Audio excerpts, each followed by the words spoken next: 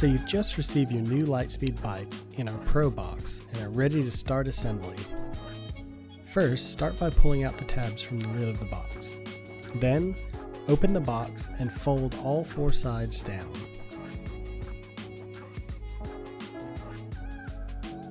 You'll notice the bike is neatly packed in the box with minimal packing. Inside the small parts bag, you may or may not have a Di2 battery charger, a Di2 tool, or some rubber grommets for your frame.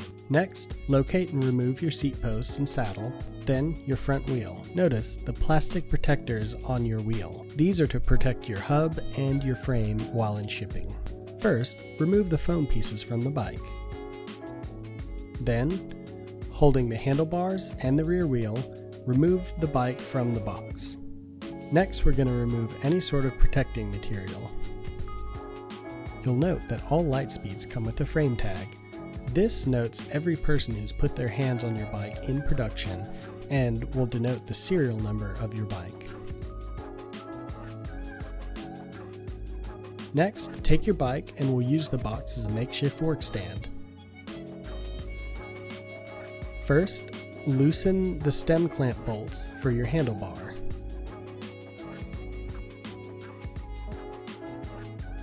Rotate the bar up to the desired orientation, and then snug down the stem faceplate bolts using a 4mm Allen key.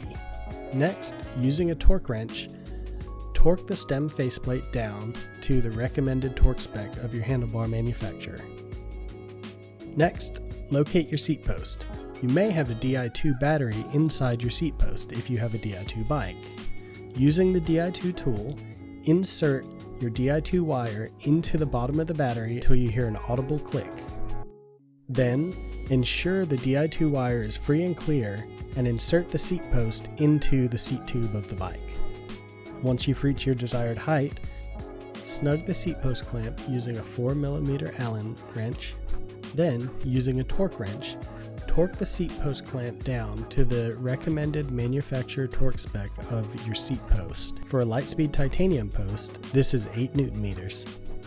Next, we'll remove the front fork through axle spacer.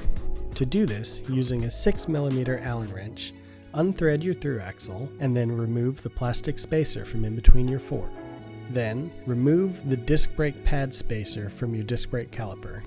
You'll notice the plastic protectors on each side of your wheel hub. These will need to be removed. When doing so, ensure that your hub end caps stay attached to the hub and are not removed with the plastic protectors. Next, with the bike on the ground and out of the box, lift up the front end of the bike and roll your wheel backwards into the fork dropouts. Once your through axle is in place, thread this back down using your 6mm Allen wrench. Finally, before riding, use a torque wrench to go over all the bolts that you have adjusted and ensuring that they are torqued to the manufacturer torque setting. Once all the bolts are torqued and certified to be safe for riding, you're ready to go.